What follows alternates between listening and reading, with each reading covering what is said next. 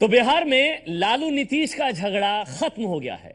लालू प्रसाद यादव ने नीतीश कुमार को अपना नेता मान लिया है बिहार में। इसी के साथ चुनाव की तस्वीर अब साफ हो चुकी है।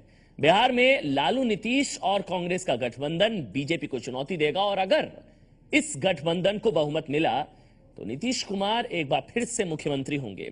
लालू नीतीश का मिलन तो तय हो गया है, लेकिन सवाल यह है कि क्या यह मधुर मिलन है या फिर बीजेपी के सामने मिटने का डर। मैं लालू प्रसाद जी को विशेष धन्यवाद देते हैं कि उन्होंने मुख्यमंत्री के लिए नीतीश कुमार जी का नाम पेश किया है और कहा कि हम कैंपेन करेंगे और हम सांप्रदायिक शक्तियों को हराएंगे। और इसी के साथ बीते कई दिन से चला आ रहा दोस्ती दुश्मनी का ये विवाद यहीं खत्म हो गया। नीतीश की गैर मौजूदगी में लालू, मुलायम और शरद यादव ने दिल्ली में साझा प्रेस कॉन्फ्रेंस की और नीतीश को मुख्यमंत्री का उम्मीदवार घोषित कर दिया। उनको मैं धन्यवाद देता हूँ, इन्होंने ऐलान कर दिया नीतीश कुमार का नाम। हमारे यहाँ कोई नहीं था, हमारे पार्टी में भी कोई इस तरह का उम्मीदवार नहीं था, तो हमको सांप्रदायिकता के फन को कुचलने के लिए बिहार के चुनाव पर सारे देश का निगाह लगा हो। लालू ने नीतीश को बिहार में अपना नेता माना और साफ किया कि न तो उनकी पार्टी में कोई मुख्यमंत्री का दावेदार था और न ही परिवार में, इसलिए नीतीश के अलावा कोई दूसरा नाम ही सामने नहीं है। रही बात सीटों की, तो लालू के मुताबिक वो मसला भी मिल बैठकर सुलझा लिया जाएगा। और जहाँ तक सीटों का सवाल है, तो सीट के सवाल पर जब दिल मिल गया तो हम लोग बैठ करके सीट भी कौन मोर्चा पर कौन साथी रहेगा, कोई दिक्कत कहीं हुई तो माननीय मुलायम सिंह जी, शरद जी हैं, हम लोग हैं, नीतीश है, उस स्तर पर सॉर्ट आउट हो जाएगा। इस प्रेस कॉन्फ्रेंस से दूर पटना में नीतीश कुमार ने भी साफ किया कि दोनों दलों में कोई दिक्कत नहीं है। उम्मीदवारी को लेकर चर्चा हुई क्या? ये सब तो जो बयान देते हैं वही सब बात बता देंगे आपको।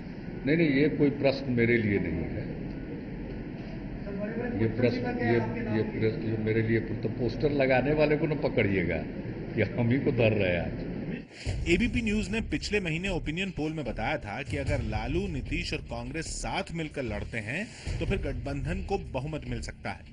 कांग्रेस को 24, जेडीयू को 42 और आरजेडी को 61 सीटें मिल सकती हैं। सर्वे अगर सच हुआ तो लोकसभा चुनाव में बीजेपी का जो विजय रथ चल रहा था उसका पहिया लालू नीतीश की इस दोस्ती की वजह से थम जाएगा। लेकिन बीजेपी के नेता कह रहे हैं कि नीतीश के नाम के ऐलान से भी कुछ नहीं होने वाला है। 10 साल से नीतीश कुमार का शासन और उसके पहले कांग्रेस पार्टी रही सरकार में, यही लोग रहे, तो अब तो ये एक ही काफी था, अब तो नीम करेला के साथ में जुड़ गया। इस बार जनता ने तय कर लिया है कि जिस तरह केंद्र में लोकसभा में नरेंद्र मोदी जी के नेतृत्व में सरकार बनी, यहाँ भी एनडीए की सरकार बनना तय है। बीते साल लोकसभा चुनाव में बीजेपी गठबंधन को 40 में 31 सीटें मिली थी, जबकि नीतीश की पार्टी सिर्फ 2 सीटों पर सिमट गई थी। लालू और कांग्रेस गठबंधन को तब 7 सीटें मिली थी। वोट प्रतिशत का हिसाब देखें तो बीजेपी गठबंधन को करीब 39%, नीतीश की पार्टी को 16% और लालू गठबंधन को 29% वोट मिले थे। यानी लालू और नीतीश के वोट को मिला दें तो आंकड़ा 45% का हो जाता है। लोकसभा चुनाव के बाद हुए विधानसभा उपचुनाव में भी दोनों की दोस्ती ने बीजेपी को नुकसान पहुंचाया था। तो क्या वाकई लालू नीतीश की दोस्ती विधानसभा चुनाव में बीजेपी पर भारी पड़ेगी? अब यह सवाल तो है कि क्या बीजेपी पर भारी पड़ेगी, लेकिन एक बड़ा सवाल यह है कि क्या मिटने के डर से लालू नीतीश मिले हैं। यह सवाल इसलिए क्योंकि अस्तित्व का सवाल था। लालू नीतीश कांग्रेस मिलकर क्या बीजेपी को रोक पाएंगे? मोदी का डर था, मोदी का खौफ था, एक साथ तो आ गए, लेकिन क्या बीजेपी को रोक पाएंगे? लालू पर जंगल राज के आरोपों का नीतीश अपने वोटरों को आखिर क्या जवाब देंगे, जिसको पानी पी पी कर कोसते थे नीतीश, जंगल राज लालू प्रसाद यादव को, तो फिर अब वो क्या जवाब देंगे? मेरे साथ 3 खास मेहमान, जेडीयू से राजीव रंजन, संबित पात्रा बीजेपी से और साथ ही लोक जनशक्ति पार्टी से मेरे साथ अरविंद कुमार वाजपेयी जुड़ चुके हैं। सबसे पहले राजीव रंजन जी, आप ही से मेरा सवाल है, ऑप्शन मतलब विकल्प भी शायद आपके पास कोई था नहीं, मजबूरी है ये, इसलिए आप लोग एक साथ आए, वरना अस्तित्व खतरे में होता आप लोगों का।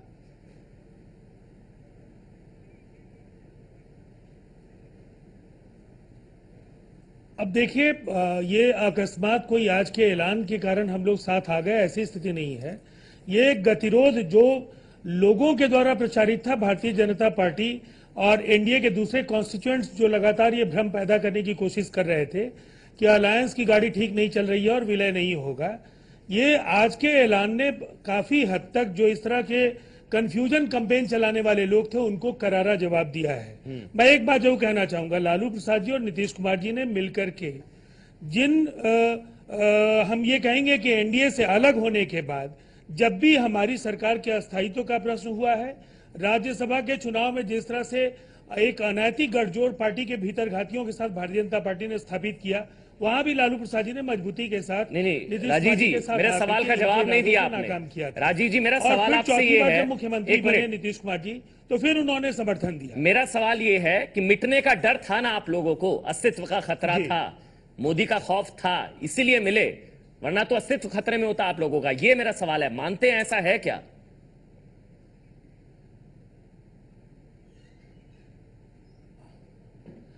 अगर मैं आपके सवाल के साथ एक बात और जोड़ दूं, जो आरोप हमारे ऊपर लग रहे हैं कि हम मिटने के डर से मिलकर के चुनाव लड़ने की तरफ बढ़े हैं, तो मैं भारतीय जनता पार्टी से भी पूछना चाहता हूं कि वो कौन सा डर है कि जीतन राम मांझी जी की सरकार को पानी पी पी कर कोसने वाले लोग आज जीतन राम मांझी जी के घर की कुंडी ठकठका रहे हैं और बार बार ये उनसे हम ये कहेंगे कि मनुहार की मुद्रा में है, विनय एकदम विनीत भाव से उनके चरणों में खड़े होने के लिए तैयार आपकी हैं तो कि राजनीति जीतन का राम मांझी आधार जी ही को लालू का आशीर्वाद विरोध मिल था। जाए। रामविलास पासवान जी ने गोधरा के घटना के बाद क्या कहा मांझी से था? बात चल रही है, आपकी तो राजनीति का आधार ही लालू का विरोध था। मैंने आपको इससे उलट दूसरे देखिए, एक स्थिति थी जिस समय कई सवालों पर हमारे मतभेद थे। आज जो देश की परिस्थिति है, जो सरकार बनी है नरेंद्र मोदी जी के नेतृत्व में, जनता से जो जो वायदे करके ये सरकार बनी, उन वायदों को पूरा करने की दिशा में काम करना तो दूर है, देश में जिस तरीके से सांप्रदायिक एजेंडे पर उनकी पार्टी के केंद्रीय मंत्री से लेकर सांसद और सहयोगी राजीव जी, आप मान लीजिए, आप मान लीजिए, जैसे जो आप मान लीजिए पार्टियों के सामने, चलिए ठीक है, इसके सिवाय कोई विकल्प नहीं है कि हम सब मिलकर। विकल्प आपके पास भी नहीं था। मेरे साथ संबित पात्रा, मैं आपके पास आऊंगा। संबित पात्रा बीजेपी से हैं। संबित जी, आप इस बात की तो खुशी मनाएंगे कि मोदी का खौफ है, वो लोग मिल गए। ऐसी बात ना कहिए जिससे भारतीय जनता पार्टी। संबित, इस बात की तो खुशी होगी कि वो लोग मिल गए, मतलब मोदी के खौफ की वजह से वो लोग मिले हैं, लेकिन ये दोस्ती आप पर भारी पड़ सकती है।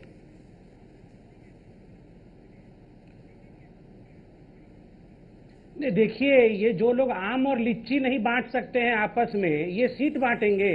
ये जो सीट बांटने के लिए बाध्य हुए हैं, ये इनको डर को दिखाता है। अब बुरा मत मानेगा, मैं भी पूर्वांचल से हूं और जो मेरे मित्र हैं राजीव रंजन जी पूर्वांचल से है।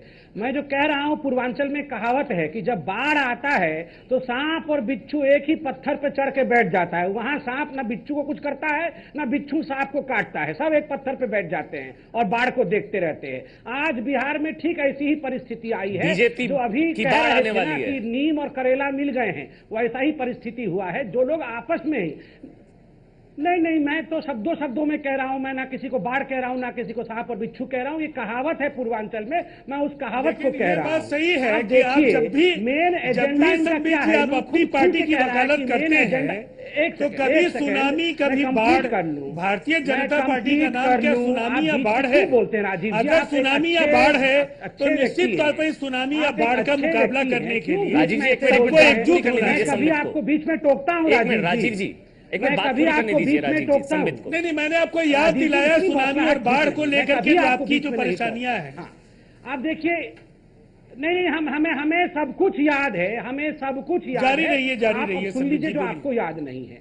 आप देखिए, तमाम इनके नेताओं से पूछिए तो ये कहते हैं कि हमारा मुख्य उद्देश्य एक है, मोदी जी के रथ को रोक लेना, उनका रथ बढ़ रहा है उसको रोक। आप बताइए, मोदी जी के रथ को रोकना महत्वपूर्ण है या बिहार के विकास रथ को बढ़ाना महत्वपूर्ण है?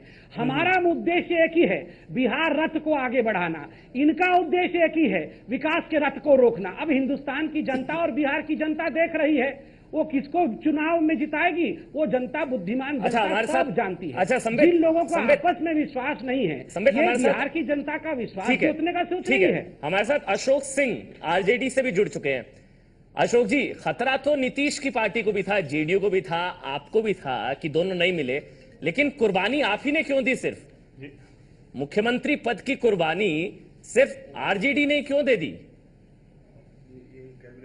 किस बात की कुर्बानी? अरे मुख्यमंत्री पद छोड़ दिया आप लोगों ने। हम लोगों ने नहीं, हम लोगों ने कोई कुर्बानी नहीं दी। हम लोगों ने देखा कि देश की आवश्यक नहीं, मुख्यमंत्री पद के हमारे यहां कोई दावेदार ही नहीं थे। न लालू जी थे, न उनके परिवार के लोग थे, न उनकी पार्टी के लोग थे। ये तो एक खामखा विवाद खड़ा किया गया था भारतीय जनता पार्टी के द्वारा। किसी भी तरह का हमारे दोनों दलों में कोई भी विवाद नहीं था। सब एकमत थे। इंतजार था कि जो अच्छा एकमत थे। अच्छा अशोक सिंह जी, अब की बार युवा सरकार, इसकी घोषणा करते, अब की बार युवा सरकार, ये नारा आपने सुना? तेजस्वी यादव के समर्थक चला रहे थे, अब की बार युवा सरकार। रघुवंश प्रसाद सिंह का बयान आपने पढ़ा? उन्होंने क्या कहा था? नीतीश कुमार को लाने से नुकसान होगा, टीचर्स, होमगार्ड्स नाराज हैं। हम लोगों ने नहीं सुना। और नीतीश जी युवा सरकार, नीतीश जी के मुख्यमंत्रित्व पे कोई विवाद नहीं था। तो रघुवंश प्रसाद सिंह जी क्यों कह रहे थे कि वो टीचर्स नाराज हैं, जो रेगुलराइज्ड, आवाज आ रही है, होमगार्ड्स नाराज हैं, जो टीचर्स नाराज हैं, वो लोग नाराज थे, फिर उनको लाने से नुकसान होगा। ये नहीं, ये उनका व्यक्तिगत पार्टी के, लेकिन पार्टी के राष्ट्रीय अध्यक्ष या हमारे पार्टी के फोरम में कहीं पर भी कोई उम्मीदवारी नहीं थी। नाराजगी होना, बोलना, ये सब पार्टी के अंदर चलता रहता है। लेकिन हम दोनों दल एकमत से, दिल से एक साथ हैं और भारतीय जनता पार्टी को हटाने के लिए, बिहार को बढ़ाने के लिए, बिहार में विकास लाने के लिए, देश की एकता, अखंडता और झूठे वादों से दूर करने के लिए हम सब एकजुट होकर अपने काम में लगे हुए। तो बिहार में लालू और नीतीश का झगड़ा खत्म हो चुका है, दोनों मिलकर चुनाव लड़ेंगे और मुख्यमंत्री पद के उम्मीदवार होंगे नीतीश कुमार। ये भी जो सबसे बड़ा पेंच था, हालांकि सीट को लेकर भी पेंच फंसा हुआ है। हमारे साथ अरविंद कुमार वाजपेयी भी हैं, लोक जनशक्ति पार्टी से। अरविंद जी, खतरे की घंटी तो है ना आप लोगों के लिए अब ये? नहीं, कोई खतरे की घंटी नहीं है। एक बात समझिए आप कि जब भी हम इस अच्छा ना होता तो बेहतर था। नहीं, वो तो होना ही था। देखो, हमने हर बार ये बात कही है कि ये मजबूरी है और इनका गठबंधन भी होगा, विलय होगा नहीं होगा, विलय से बात अब गठबंधन पे आके अटक गई। आप बताइए, ना होता तो बेहतर था या हो गया बेहतर है? देखो, हो गया तो हमें फर्क नहीं पड़ता एनडीए को, और नहीं होता तो हमको फर्क नहीं पड़ता। बेहतर क्या था? आप एक बात समझिए, लोकसभा के चुनाव में ये कास्ट फैक्टर कहां चला गया था? अभी बिहार की जनता पूरी परिपक्व है और वो ये समझती है कि विकास कैसे होगा। वो विकास की तरफ नजर जुड़ाई हुई है। ये नहीं कि आप मुस्लिम को और यादव का कॉम्बिनेशन बना के आप चुनाव जीत जाएंगे। लालू राज देखा है ना बिहार की जनता ने। नहीं, कोई फर्क नहीं पड़ता आपको लग रहा है? कोई फर्क नहीं बिल्कुल फर्क नहीं पड़ेगा। आप ये बात नोट 45% वोट शेयर है सर। देखिए, लोकसभा चुनाव में 29 और 16 को जोड़ दें तो 45% पहुंच रहा है। आप कह रहे हैं 45 का 45% है। मेरी बात सुनिए, 45 का 45% वोट क्या इंटैक्ट रहेगा? जब मोदी का विकास रथ चल रहा है, जो गरीबों के लिए जो काम हो रहे हैं, वो तो दिल्ली में रुक गया था सर। नहीं, कहीं नहीं रुक गया। ये जो पूरे दिल्ली में रुक गया, अटल पेंशन योजना चली है वो पूरे भारत सरकार ने पूरे देश के लिए चलाई है। यह जो इंश्योरेंस की पॉलिसी चली है वो पूरे देश में चली है, और जो इंडस्ट्रियां आएंगी वो पूरे देश में आएंगी। संबित, मैं आऊंगा आपके पास। एक छोटा सा ब्रेक हमको यहाँ पर लेना हो रहा है, क्योंकि एक सवाल ये भी है कि नीतीश कुमार तो इस गठबंधन के अब मुख्यमंत्री पद के उम्मीदवार हैं। एक चेहरा है अब कांग्रेस, आरजेडी, जेडीयू के पास एक चेहरा है नीतीश कुमार, वो चेहरा जो कभी बीजेपी और जेडीयू का था। तो सवाल यह है कि क्या बीजेपी की तरफ से कौन चेहरा होगा? संबित, ये सवाल मैं आपसे पूछूंगा कि बीजेपी की तरफ से कौन चेहरा आगे होगा जो नीतीश कुमार को टक्कर दे पाएगा? गठबंधन हो चुका है, नीतीश मुख्यमंत्री होंगे, मुख्यमंत्री पद के उम्मीदवार होंगे गठबंधन के। इस बीच रविशंकर प्रसाद का बयान आया, उन्होंने कहा कि साख बचाने के लिए किया गया डरे हुए लोगों का गठबंधन है। ये बिहार को बनाने का गठबंधन नहीं है, ये अपनी साख बचाने की मजबूरी है। लालू जी, नीतीश जी दोनों लोकसभा चुनाव में हार गए। नरेंद्र मोदी को रोकने का दम भरते थे। नीतीश जी रह गए 2 पर, लालू जी रह गए 4 पर। तो ये हताश, हारे हुए, मजबूर लोगों ने मजबूरी में गठबंधन किया है। तो बिहार की जनता देखेगी वो नीतीश कुमार जो 17-18 साल से लालू जी के कुशासन का विरोध करते थे भाजपा के साथ, आज उनके साथ आकर के नया बिहार बनाएंगे। बिहार की जनता ये क्रूर मजाक बर्दाश्त नहीं करेगी और जब भी चुनाव होगा वो भाजपा के साथ आएगी, एनडीए के साथ आएगी। राजीव जी, ये इस सवाल का जवाब देने में तो आपको मुश्किल होगी कि लालू प्रसाद यादव जंगल राज, पानी पी पी कर आप लोग कोसते थे, अपने वोटर को कैसे समझाएंगे आप लोग?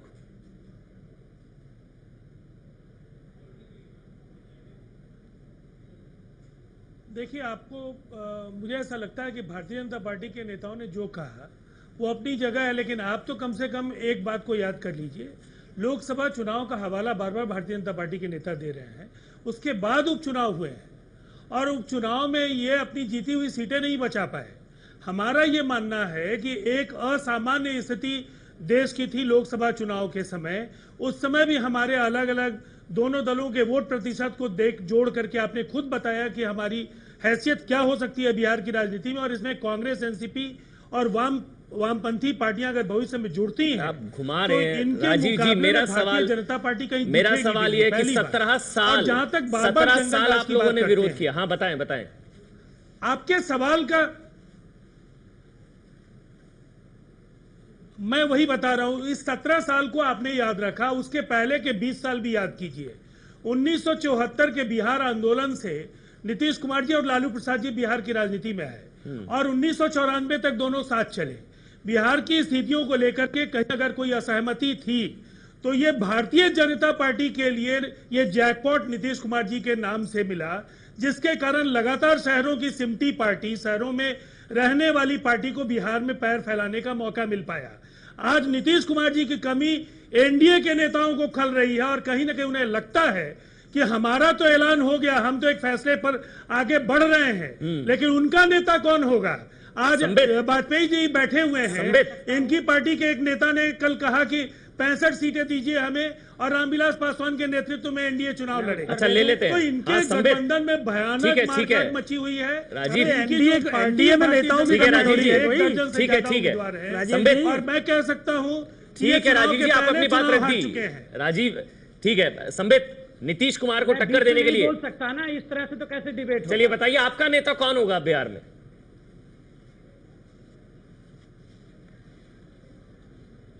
नहीं, देखिए, ये बार बार जो राजीव रंजन जी और बाकी जेडीयू के नेता कह रहे हैं नीतीश कुमार तो इतने कमाल के हैं कि भारतीय जनता पार्टी का आज का अस्तित्व पूरे हिंदुस्तान में नीतीश कुमार जी के कारण है। तो मेरा तो इनको सुझाव है कि अकेले क्यों नहीं लड़ रहे हैं? इतने कमाल के नेता हैं तो इन सब लोगों को इकट्ठा क्यों कर रहे हैं? कभी राहुल जी के घर पहुंच रहे हैं, कभी आपका नेता कौन होगा? देवेगौड़ा जी के पास, कभी मुलायम सिंह जी के पास, लालू जी के पास। इन सब लोगों को मैं बताऊंगा। पहले इनके नेता के ऊपर चर्चा कर ले, फिर हमारे नेता। आपके नेता थे वो सुशासन बाबू, आप ही ने बनाया था उन्हें। कॉन्फिडेंट हैं, इतने बढ़िया नेता है, इतना कमाल किया है, तो ये सभी सुशासन बाबू।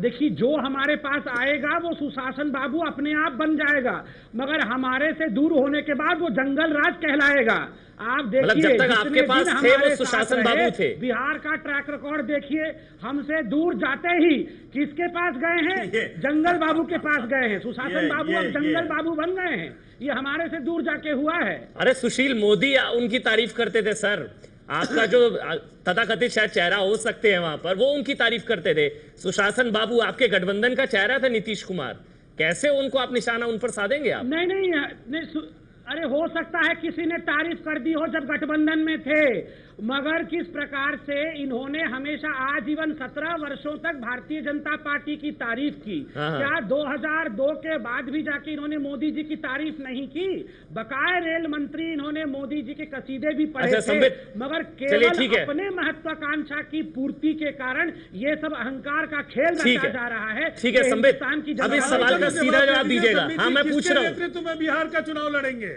कौन नेता होगा आपका? किनके नेतृत्व में चुनाव लड़ेंगे? पूछ लिया मैंने, राजीव जी पूछ लिया। नहीं, सुनिए, हमारा जो नेता होगा वो पार्लियामेंट्री बोर्ड तय कर देगी। गठबंधन से लठबंधन, लठबंधन से ठगबंधन की और हम नहीं जाते हैं। हम लोग एकत्रित होके बैठ के संगठन तरीके से नतीजे पे पहुंचते हैं। इंतजार करिए, हमारा संगठन जब नतीजे पे पहुंच जाएगा, पार्लियामेंट्री बोर्ड जब मीटिंग करेगी आपको पहली खबर देंगे। अरे नहीं, आपकी पार्टी के अंदर फूट है ना सर। रामविलास पासवान की मांग हो रही है कि रामविलास पासवान को बना दिया जाए। ऐसा देखिए, ऐसा है बात तक जो आपकी यात्रा है, गोडसे साहब की तस्वीर जरूर लगा लीजिएगा।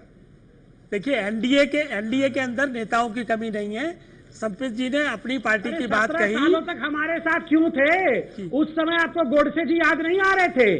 आज 17 वर्षों के बाद अपने अस्तित्व को खटाई में पाके सभी याद आ रहे हैं। 17 वर्षों आपकी याददाश्त कमजोर हो गई है। हम उस समय भी नेशनल एजेंडा ऑन गवर्नेंस पर साथ थे। असहमति के बिंदुओं पर हमारी मेरी याददाश्त कोई कमजोर नहीं है। मैं आम और लिच्ची बकायदा खाता हूं एक बार फिर से मेरी धारा 370 राम जन्मभूमि और यूनिफॉर्म सिविल कोड जैसे सवालों पर हम लोगों की असहमति स्पष्ट थी और इसीलिए नेशनल एजेंडा ऑन गवर्नेंस पर एक सहमति के बाद हम आपके गठबंधन में। चलिए ठीक है, वो पुरानी बातें हो गई, उस पर लौटेंगे। ट्रैक रिकॉर्ड क्या है?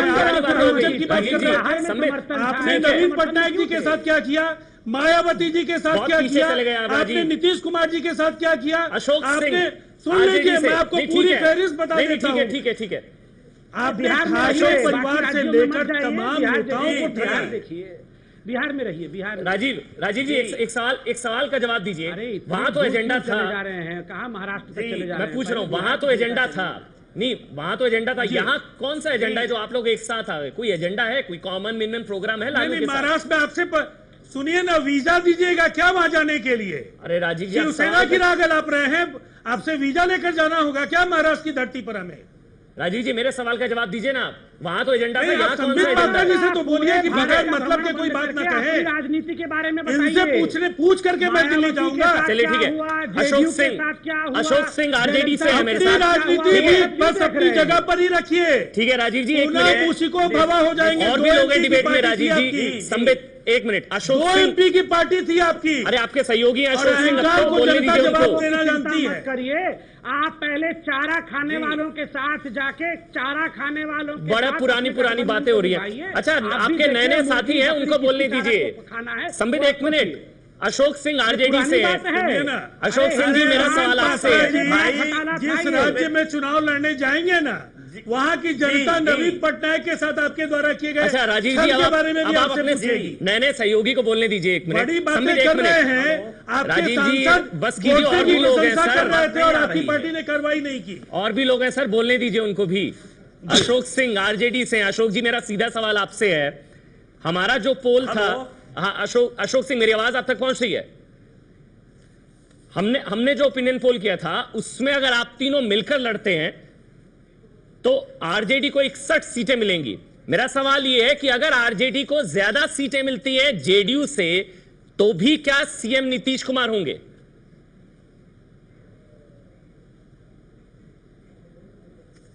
राजीव जी आप बता दीजिए इस सवाल, अगर आपकी कम आ जाती हैं और आरजेडी की ज्यादा सीटें होती हैं, तो भी क्या सीएम नीतीश कुमार होंगे? अध्यक्ष ने आदरणीय मुलायम सिंह यादव ने अगर घोषणा कर दी है तो वही होंगे। हमारे यहाँ भारतीय जनता पार्टी जैसा कर्म नहीं होता है, यहाँ कहते कुछ हैं और जब बात होती है कि जम्मू कश्मीर में कैसी सरकार बनाएंगे, तो कश्मीर की सरकार में ये तालमेल कर लेते हैं, तब कोई आरोप प्रत्यारोप नहीं होता है। ये कुर्सी के लोग हैं। हम लोगों ने अगर एक वादा कर लिया है बिहार के विकास के लिए, बिहार की अखंडता के लिए, बिहार की अक्षुणता के लिए और एक नया बिहार बनाने के लिए हम लोगों ने ये निर्णय लिया है। चलिए अच्छी बात है, गठबंधन हो चुका है। खाके कुर्सी के लोग। ठीक है संबित, लौटेंगे आपके पास भी। और साथी अरविंद कुमार वाजपेयी जी भी लोग नहीं है, तो भी तो भारतीय जनता पार्टी है। कुर्बानी और त्याग तो आप लोगों ने किया सर मुख्यमंत्री पद को लेकर, लेकिन ठीक है सीटों को लेकर क्या होगा? सीटों को लेकर किस तरह से क्या सहमति बनती है? हमारे साथ राजीव रंजन जेडीयू से हैं। राजीव जी कितने विधायकों की टिकट काटेंगे आप? क्योंकि आप लड़े थे 141 पर, जीते थे 115 2010 के विधानसभा चुनावों में।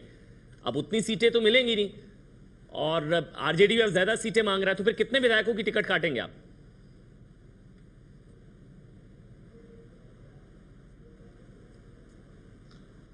देखिए, सबसे पहली बात तो ये है कि जब भी कोई फैसला सार्वजनिक होगा तो निश्चित तौर पर उस फैसले के साथ हम आपके बीच, लेकिन स्टूडियो बैठ में टिकटों की संख्या और ऐसे निर्णय जो अभी तक हुए नहीं है, इस पर मैं नहीं समझता हूं कि आज बातचीत करने के लिए उपयुक्त अवसर है। मैं इतना कहना चाहूंगा, हम सब मिलकर लड़ेंगे। असहमति के जो भी सवाल हैं वो लगभग सुलझा लिए गए हैं और एक करारी शिकस्त के लिए भारतीय जनता पार्टी मानसिक रूप से तैयार रहे, इसलिए कि बिहार से संदेश जाएगा वो केवल नरेंद्र मोदी जी के खिलाफ एक लड़ाई हम लड़ रहे हैं और एकजुट होकर के उनको पराजित कर रहे हैं, यहां तक ये बात सिमटी हुई नहीं है।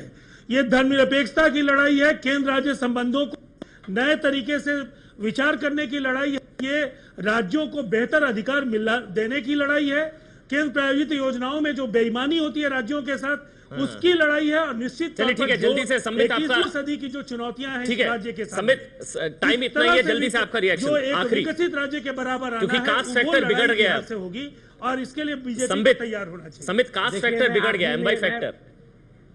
देखिए एक सेकेंड, मैं बिल्कुल नहीं, मैं एक आध्यात्मिक व्यक्ति हूं, अंत में आध्यात्मिक शब्द ही कहूंगा। नारायणी सेना और कौरव कितना भी मिल ले, नारायण को डरने की आवश्यकता नहीं है। नारायण आगे ही बढ़ते जाएंगे, कल्याण के लिए बढ़ते जाएंगे। बहुत बहुत शुक्रिया संबित पात्रा, अशोक सिंह, राजीव रंजन, अरविंद कुमार वाजपेयी, आप सभी का बहुत बहुत शुक्रिया। तो बिहार में गठबंधन हो चुका है, लालू और नीतीश एक साथ मिलकर चुनाव लड़ेंगे और लालू नीतीश के नेतृत्व में चुनाव लड़ेंगे। नीतीश को अपना नेता मान लिया लालू प्रसाद यादव ने, लेकिन क्या बीजेपी के लिए खतरे की घंटी है? रविशंकर प्रसाद कह रहे हैं कि ये डरे हुए लोगों का गठबंधन है और इसका बीजेपी पर कोई असर नहीं होगा। छोटा सा ब्रेक ले रहे हैं।